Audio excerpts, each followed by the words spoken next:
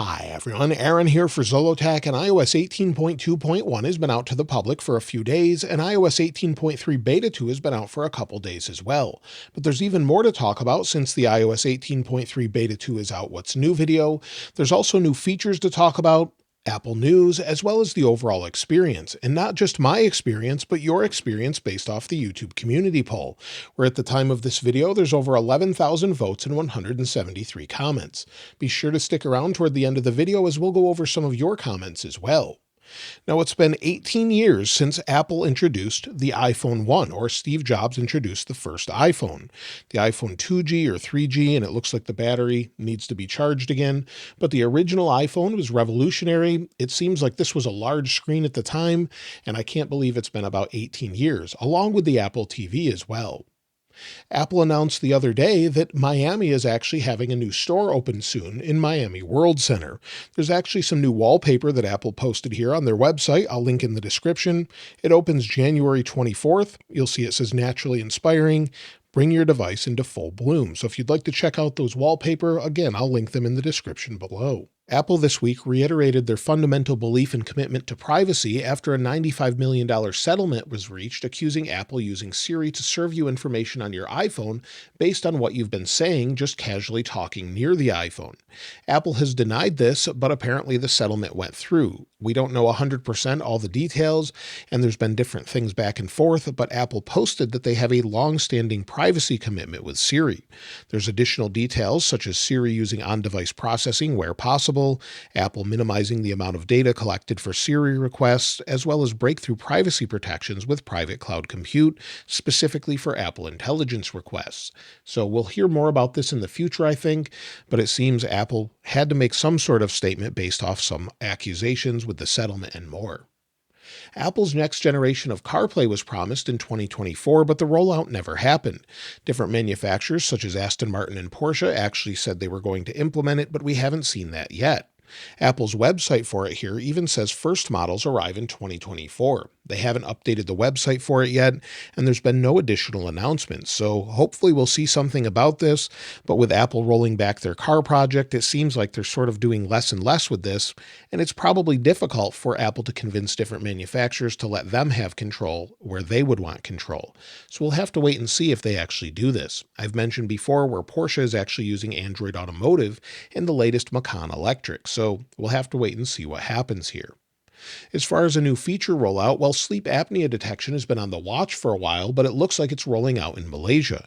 You can find that in the Health app, so if we go into Health here, go back to My Steps or in the main section here, and if you go under Browse and you have the option here on the latest watches, you can go to Respiratory and then scroll down to where you have different things for this with sleep apnea notifications. So if you have that option, you'll see this, and then you can enable it on supported watches. Apple News has also long been available in the United States. We've had this for a while where we have News, News Plus, and it looks like it's going to roll out to more countries according to the Financial Times this week. Apple is apparently planning to add additional countries, but specifics are not known yet, but it looks like they're preparing to finally do that. I know many of you have wanted to try this out, and it's great for certain things under News Plus, where you can go to sports, audio, and different things you're following, whether that's PC Gamer, Motor Trend, cars, or whatever your subject is. You could follow that here, and it's pretty nice as far as things such as the election even. They had some great updates, so hopefully we'll see that roll out very soon. As far as new features this week, well, one feature rolled out, it seems, to everyone when it comes to the App Store. So if we go into the Apple App Store here, give it a second, and within the App Store, if we go under the subcategories of games, we'll see new options here at the top, sort of defining different categories within those categories. We'll see that under apps as well. You'll see that here, as well as arcade. So you should start seeing those this week if you haven't already, where you can just sort through and find more information about them. So they've really broken those down, whether you like sports, adventure games, strategy, or just different styles of apps altogether for Apple Watch and more. As far as other features, well, Apple did not give us a whole lot of notes with iOS 18.2.1. I've long criticized them about this since they said there's bug fixes that are important. Let us know what those are. Then we can determine whether or not they're fixed and give relevant feedback as to whether or not it's been repaired. I would love to see Apple give more detailed information just so we know exactly what they're working on. But either way, it looks like they may have fixed an issue when you connect this to a PC and you want to get your photos and videos. Many people apparently were seeing you'd have to plug it in twice for those to show up with the latest videos. The last one that you just took from your phone with a video or a photo wasn't showing up on Windows. So I have a friend that was using a PC. It's now fixed with iOS 18.2.1. Also, code in iOS 18.3 Beta 2 hints at the possibility of a new app that's going to show up soon to manage invites. It's a bit of an odd move since we already have things such as calendars and reminders, but it looks like we could have a separate app that just helps you manage app invites or different invites altogether. That actually sounds good to me, as I don't really use a calendar app other than to determine the date typically, but I would love to see something other than reminders to help me manage different invites. So tasks or something along those lines that is separated. Maybe it would just be a different interface, but it looks like we could see that very soon. As far as upcoming features, well, not just Apple Intelligence features are coming soon. We should be getting an option for default maps and translation apps in the EU. So we should have that option where we currently have the option. If we go into the apps option under settings, we can set many of the default apps, but we can't set the map application just yet or translation. That looks like it's coming soon. Also, Apple Wallet apparently is going to support something else soon, and that's PayPal. And other than the current options that we have, we may see that under debit or credit card or something else very soon with the option for PayPal. Apple announced it to be in 2025, so it also could be coming soon. Apple Intelligence features that could be rolling out in iOS 18.3, but we haven't seen yet, could be priority notifications, some updates to Siri, and maybe some things we didn't expect as well as a rollout in more parts of the world with Apple Intelligence. So I would expect all of that hopefully very soon. Now, in regards to the next iPhone, we'll talk about this a little bit with the iPhone 17 Pro. There was some early news this week that Apple had finally figured out the under-display Face ID technology, and it would make its debut in iPhone 17 Pro. However, Ross Young, who's a display analyst with a really good track record, said it looks like this has been delayed to 2026 or the iPhone 18 models. Whether or not they would include this with an under-display camera as well, we don't really know. They would have to get rid of the dynamic island for that, which many people like, but we'll have to wait and see what they do there. But we'll talk about this more in depth along with some other things in the weekly news update that I release every Monday or so. Now, as far as releases this week, well, Apple released iOS 18.3 Beta 2, as we know, and iOS 18.2.1. However, we don't know yet if Apple is planning to release iOS 18.3 Beta 3 this coming week on a weekly schedule. If we go into the calendar app here, we'll go back. Last year, they did this, where they went right into basically a release candidate that then released it to the public by the end of the month. So we could see a Beta 3 as soon as Monday through Wednesday. We don't have an exact day yet. And we also could see the public release by the end of the month, or iOS 18.3 released to the public sometime in February. Again, Apple hasn't specified a date, but given what they've done in the past, I would expect that sort of rollout. We also could even see an iOS 18.2.2 if there's additional issues in security patches. I'm not sure why they're not doing the rapid security response releases for those, but it looks like they may have abandoned those since we haven't seen one of those in a very long time. When it comes to the overall experience, well, many people still praise iOS 17.7.2 for being very stable, having good battery life, and we still have no iOS 17.7.3 yet. So I guess that's a good sign. It seems to be stable for those that want to stay on it. Unfortunately, there's no way to downgrade from iOS 18 to iOS 17 on iPhone 15 or older at this time. So maybe we'll see that, but I don't think we will any longer. Even if Apple comes out with iOS 17.7.3, they only may make it available for specific devices. When it comes to the iOS 18.2.1 experience, well, it's generally pretty good, with a few small exceptions. Basically, it's fixed the lag and is much more responsive for many people. Everything from ProMotion to the overall just usability. Launching apps are nice and fast for most people now, and most people are no longer having the Face ID issue where it was really slow. If you are having it, basically all of these issues can be fixed by doing a hard reboot. That's volume up, volume down, press and hold the power sleep wake button, and keep pressing it until the phone reboots. Once you do that, you should be able to basically have a smooth overall experience. It also seems to fix the camera issue some were having when you go in and you get sort of a black camera display. Then you'd have to close it or close the app altogether, and that would resolve the issue. It seems like that's resolved again with a hard reboot. generally most things are fixed. And they finally did this with battery. They finally improved the battery for some people. In fact, I went through all of the YouTube comments on the YouTube community poll, and 76% of the comments said that the battery was the same or better than iOS 18.2. Only 24% said it was worse, so they've actually done it this time and improved the battery without any issues, it seems. Now, again, some people are having some odd issues here and there, maybe some shutdowns and things, but a hard reboot seems to fix all those problems. So that's a good sign, I think, but let me know if you're experiencing the same thing. Again, you do need to give it quite a few days before it improves. If you go into your settings, we'll take a look at battery in a little bit, but if you see this saying that it's processing, well, that's going to make a difference there. So if it's still processing, it's going to improve after that. As far as anything else, well, iOS 18.2.1 did seem to fix slowdowns and rebootings for most people. The only thing I'm hearing consistently is some notifications are still not coming through. So if you're not seeing those notifications, make sure that you have them enabled in your settings. You don't have Do Not Disturb on or anything like that. As long as those are off, they should be coming through, but for the most part, it seems to be fixed. Now, as far as iOS 18.3 Beta 2, well, the overall experience was generally good. I used this at CES full time after installing it, and it was okay, but I did have some odd connectivity issues. I had issues where sometimes it would load X, for example, but it wouldn't load YouTube or Safari. Sometimes that happened, sometimes it didn't, but it also happened on the Pixel 9 Pro after I checked it. So I really think it's more of a network congestion issue. As far as other bugs, well, there's still things that remain, such as the Mail having issues with overlapping text and things. Also, screen brightness seems to change for some people, so sometimes it would just randomly go up and down. I haven't seen that one, but I have heard of a few people having that issue.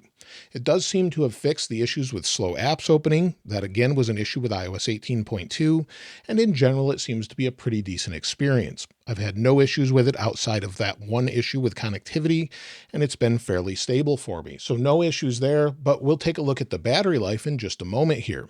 First, let's look at battery life on iOS 18.2.1. Thanks to Cameron for sending this in. This is on an iPhone 16 Pro Max with 100% battery health, and you'll see 2 hours and 21 minutes of screen active time, 45 minutes of screen idle time, and only at about 30% usage. The day before, 5 hours and 33 minutes of screen active time, 3 hours and 4 minutes of screen idle time, and about 75% battery usage. However, he does say that he thinks these might be off a little bit as he thinks he used it quite a bit more. But overall, it's been pretty good. As far as iOS 18.3 Beta 2, I've been using it full time while traveling, like I mentioned. And if we take a look at battery health, I'm at 100% with 99 cycles, and you can see additional detail here with Coconut battery. If we take a look at the overall battery usage, well, yesterday I had 2 hours and 42 minutes of screen active time, 5 hours and 37 minutes of screen idle time, and used about 50% of the battery. So not terribly good. The day before, 4 hours and 3 minutes, 4 hours and 39 minutes screen idle time, and used about 75% of the battery. So it just varies day to day, and then you'll see about 4 hours again. So not great, but it is doing a little bit better, I think, than I did before with Beta 1, but sometimes it's better, sometimes it's worse, but I think it's improving from day to day. If we take a look at overall performance, on the left, we have Beta 1 still, as I didn't have time to update it coming back from CES, but in general, it's nice and smooth with ProMotion. Again, both seem to be working okay. I don't think performance was an issue with the first beta either, but generally it's very fast. Opening apps is fast, and I used it for my flight information. I never really had an issue. As far as connectivity, well, other than the thing I mentioned already, using it with my AirPods was pretty good on the plane. So I used Beta 2 with it. I used Beta 1 on the way there, Beta 2 on the way back. I did have one single disconnection, but I was quickly able to resolve that, go back in, just select it, and it worked again. That's the only time I had an issue. I had no issues with the overall signal or anything else. When it comes to overall heat, well, the phone's staying nice and cool, surprisingly cool actually, and 18.2.1 is as well after giving it some time after rebooting it. So let's go ahead and take a look with the thermal camera. On iOS 18.3 Beta 2 with the 16 Pro Max, we're at about 29 or 30 degrees Celsius. On the 16 Pro Max running iOS 18.2.1, we're at about 29 degrees Celsius. So not bad overall. It's holding out pretty well and very nice and cool to the touch. When it comes to the overall benchmarks, I ran those with Geekbench 6, so let's take a look. From left to right, we have the iPad Pro M4 running iOS 18.3 Beta 2. In the middle, we have the iPhone 16 Pro Max running iOS 18.2.1. And then on the right, we have the iPhone 16 Pro Max running iOS 18.3 Beta 2. Overall, the scores are pretty good. We have the highest scores for multi-core, at least for the iPhone, on iOS 18.2.1, which is typical. And of course, the highest scores overall on the iPad. If we take a look at the history, you'll see that it's pretty good overall with the beta. It's a little bit higher for single core and a little bit higher for multi-core as well. As far as iOS 18.2.1, the same thing is true here. If we take a look at the history, it's quite good. I ran it earlier today, but it's higher than what we had with iOS 18.2 that we have here. iOS 18.2.1 initially here, and then you'll see 18.2 as well. So it looks much better than what we've had in the past, maybe some of the best scores we've ever had. When it comes to the overall experience, let's take a look at some of your comments. Quad Rider Honda said, using iOS 18.2.1 on 16 Pro Max, I can confirm the battery is a lot better. Also been hearing great news on Reddit about it too.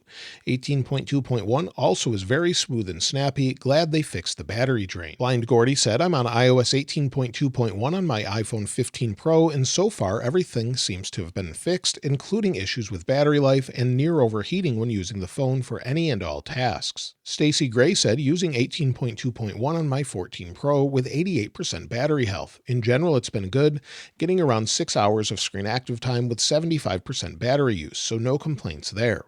However, I have noticed ProMotion scrolling isn't very smooth, and animations, for example, face unlock can stutter at times. I've also experienced some keyboard lag too, all issues I wasn't seeing in earlier versions of iOS. Hopefully 18.3 will be better. Martin Webb Nature said, with my iPhone 11 18.2.1, I have for the first time in years while charging no very warm phone. It's just incredible. Also charging is a bit faster. I've no Pro or bigger, just the 11 256 gig. NE6247 said, 15 Pro Max with 18.2.1 here. Honestly, the battery life in this update improved significantly. I've never had a battery last so long since 17.7 came out. Very glad they finally fixed this issue. Max C18 said, for my experience on iOS 18.3 Beta 2 is the smoothest beta I've ever seen in years. Don't know why people are saying it's the worst. Debbie Brigham 9230 said, and hopefully I'm saying that properly, my iPhone 15 Pro is on iOS 18.3 Beta 2. I'm having few issues, except for a continuing problem with display brightness that's triggered by notifications. The brightness suddenly increases when the notification occurs, then slowly returns to normal. If we take a look at storage under Settings, General, and then iPhone Storage, let's scroll to the bottom, you'll see iOS is taking up 18.26 gigabytes. It's actually taking up a lot for Apple Intelligence, 6.28 gigabytes, but at least it's calculating it properly this time around. So 11.97 for iOS, and then you'll see system data goes up and down. This can vary from 1 gigabyte to sometimes 20 to 50 gigabytes. It just depends what it's doing, but it will go up and down, and that's why it's at the bottom. You saw it just jump from 10 gigabytes back to 16, so no real issues there. But overall, it seems to be doing well, not taking up any additional space at least. So that's it with iOS 18.2.1. Hopefully that stays as the most stable version we've seen yet of iOS 18, and hopefully things increase even battery life and more. Now, as far as iOS 18.3 Beta 3, hopefully that finally brings some new features with Apple Intelligence, some more visible features we can see on non-Apple Intelligence phones, and just some things maybe that would surprise us as well. We'll have to wait and see. Now, if you've found any additional features, I'd love to hear from you in the comments below, and of course, I'll link this wallpaper in the description like I normally do. If you haven't subscribed already though, please subscribe, and if you enjoyed the video, please give it a like. As always, thanks for watching. This is Aaron. I'll see you next time.